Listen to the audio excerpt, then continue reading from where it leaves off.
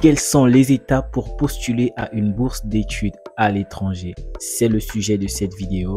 Si tu es intéressé par ça, reste jusqu'à la fin pour ne rien manquer de tout ce que je vais avoir à étaler sur cette vidéo. Si tu es nouveau sur la chaîne, n'hésite pas à t'abonner et à liker si la vidéo te plaît. Mon Instagram est épinglé en commentaire pour des questions plus personnelles. Avant de rentrer dans le vif du sujet, il est très important que je vous explique c'est quoi une bourse d'études, parce que j'ai remarqué que dans les commentaires et même ceux qui m'écrivent sur Instagram, il y a une grande confusion entre intégrer une université à l'étranger et obtenir une bourse d'études à l'étranger. Il y a une confusion là-dessus. Il faut savoir qu'il y a une différence entre obtenir une bourse pour l'étranger et aller étudier à l'étranger.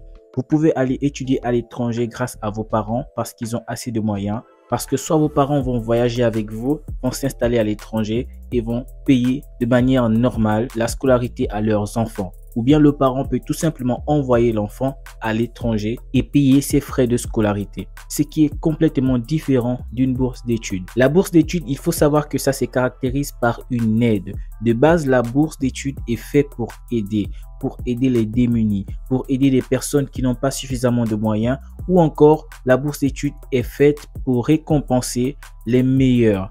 Voilà en quelque sorte, de manière générale, les conditions dans lesquelles on peut obtenir une bourse. Maintenant qu'on sait c'est quoi une bourse d'études, on comprend maintenant que tout le monde ne peut pas obtenir une bourse d'études. Il ne suffit pas de se lever un bon matin comme ça. Allez, je vais postuler à la bourse d'études. Ça ne se passe pas comme ça parce que beaucoup de personnes viennent me demander « Oui, mais je n'arrive pas à postuler à la bourse d'études. » Mais déjà, est-ce que tu sais c'est quoi une bourse d'études? Est-ce qu'il y a vraiment une bourse d'études qui a été proposée pour ton pays?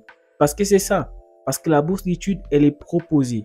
Elle est proposée soit par des gouvernements, soit par des entreprises, soit par des universités, des grandes écoles. Donc la bourse d'études, elle est proposée par des institutions. Et chaque institution a ses critères, tu vois. Il y en a qui peuvent demander des étudiants seulement du baccalauréat. Il y en a qui peuvent demander pour tous les cycles, licence, master, doctorat. Il y en a qui peuvent demander un critère d'âge, c'est-à-dire on veut des gens de tel âge à tel âge. Il y a même des bourses qui sont offertes à des personnes qui sont intéressées par un certain type de filière. C'est-à-dire que les bourses sont spécialement pour des telles catégories, peut-être des scientifiques, voilà, une bourse spécialement pour des scientifiques, une bourse spécialement pour tel domaine parce qu'il y a un manque dans ce domaine, donc il y aura une proposition de bourse dans ce domaine. Vous voyez que les bourses d'études peuvent se présenter de plusieurs manières et de différents pays. Une bourse d'études peut être proposée par un pays X à un pays Y parce que ce pays X a une meilleure formation et le pays Y a une forte demande dans ce secteur-là. Vous comprenez alors que ce n'est pas un hasard. Dans des bourses, c'est pas un hasard. Ce sont des partenariats,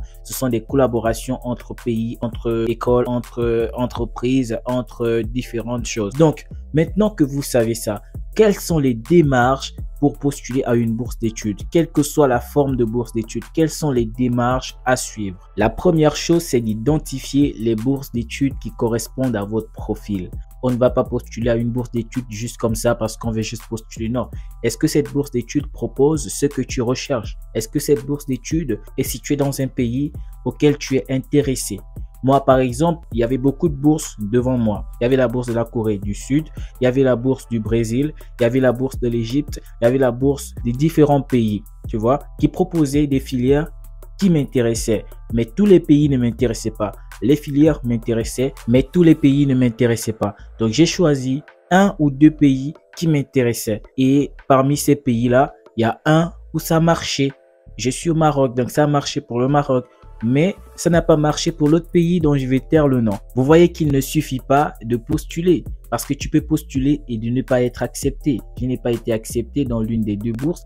J'ai été accepté dans une autre bourse. Et vous voyez que j'ai postulé dans des pays auxquels j'étais intéressé. Parce que si vous postulez juste parce que vous voulez postuler, vous pouvez regretter après votre choix de faire une filière où vous n'êtes pas fort, de vous retrouver dans un pays qui ne vous intéresse pas, la culture ne vous intéresse pas, la manière de vivre ne vous intéresse pas. Donc c'est très important de cibler. Vous avez beaucoup de bourses devant vous, vous étudiez les bourses, vous lisez les descriptions de chaque bourse, les critères de chaque bourse. Vous voyez, est-ce que j'aime ce genre de choses? Est-ce que j'aime ce pays? Est-ce que j'aime ces critères? Est-ce que j'aime ces conditions et tout ça? Et est-ce que je remplis ces conditions? Parce que tu peux aimer les critères et les conditions, mais est-ce que toi-même tu les remplis? Voilà. Donc, c'est la première chose. Maintenant que vous avez vérifié que vous êtes intéressé par la bourse, que vous remplissez les critères, il faut aussi regarder est-ce que cette bourse correspond à votre statut. C'est-à-dire, est-ce que cette bourse, elle est complètement gratuite ou elle est quasi gratuite.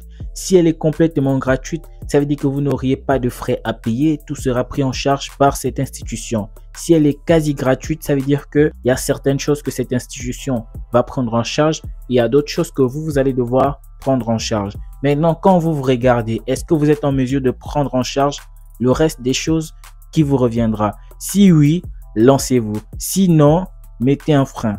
Parce que même si cette institution prend en partie la bourse et que vous êtes incapable de prendre en charge l'autre partie, alors vous risquez de souffrir. Vous risquez de mal étudier si vous êtes allé pour étudier parce que vous ne vous en sortez pas financièrement. Donc, c'est important de regarder si la bourse elle est complètement gratuite ou elle est quasi gratuite et de regarder votre statut. Est-ce que vous avez suffisamment de fonds pour prendre en charge votre vie quotidienne dans ce pays-là, par exemple? Après que vous remplissez toutes ces conditions-là, vous allez rassembler vos documents.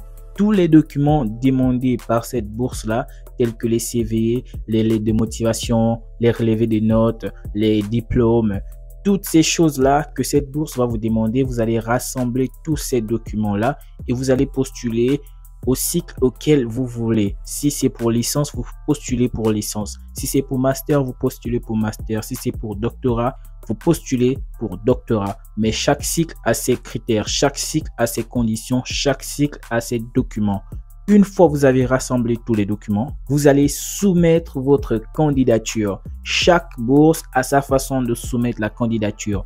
Il y en a qui demandent de soumettre la candidature en ligne, c'est-à-dire vous avez un site, il y a un formulaire à remplir, il y a des endroits où vous devez glisser les documents via électronique. Vous remplissez tout et tout et tout, vous soumettez. Là, c'est en ligne.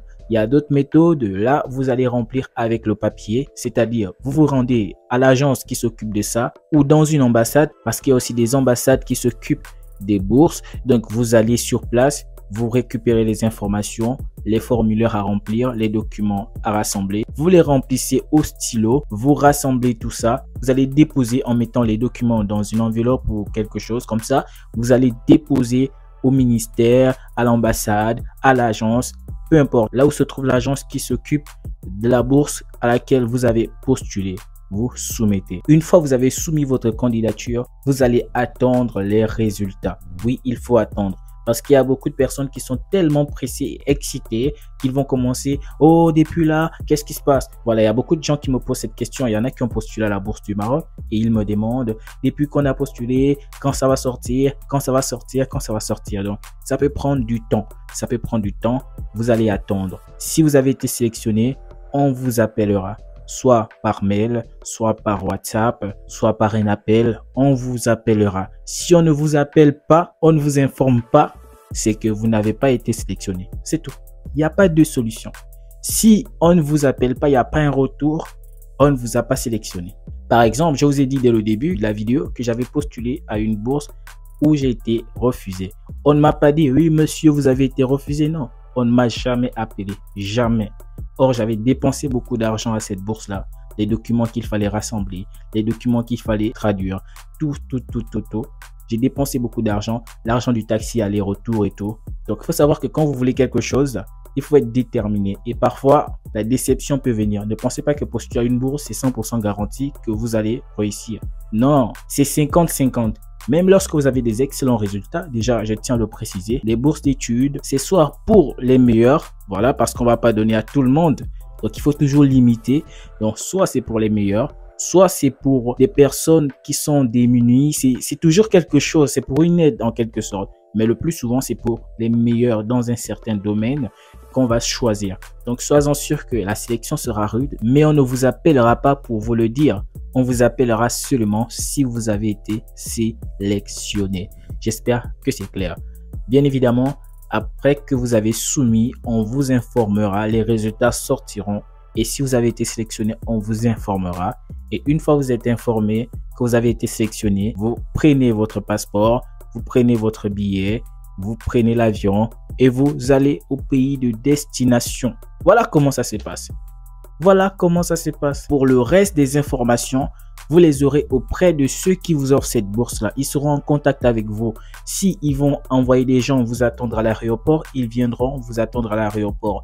Tout le processus sera suivi par ces gens qui vous offrent cette bourse-là. Donc, ne vous posez pas 10 000 questions.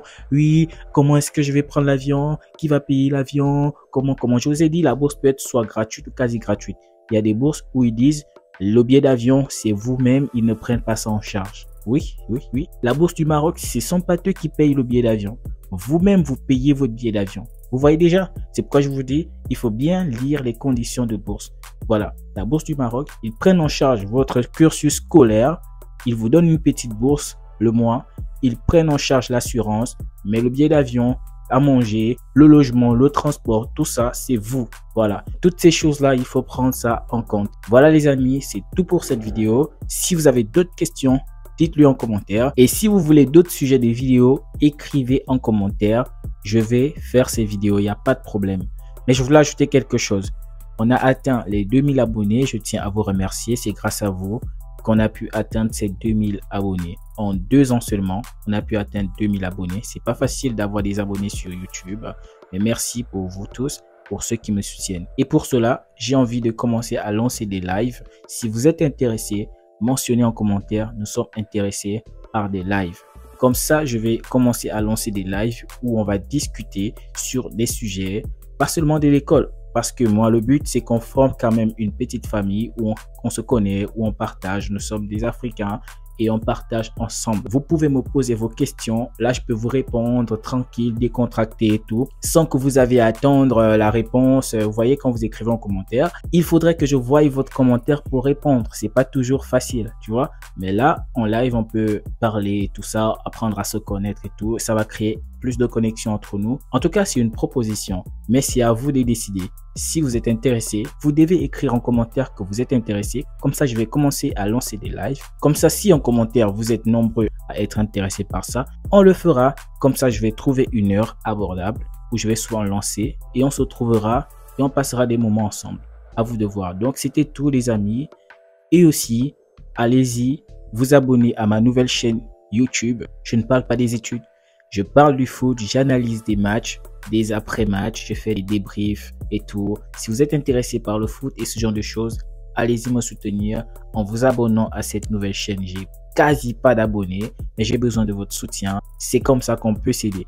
Donc, merci d'aller en description. Vous avez fini de suivre la vidéo. Vous allez en description. Le premier lien que vous allez voir, vous cliquez là-dessus. Vous allez tomber sur cette chaîne. Vous vous abonnez, vous activez la cloche de notification et on se voit de l'autre côté. Merci encore. Prenez soin de vous. Allez, ciao.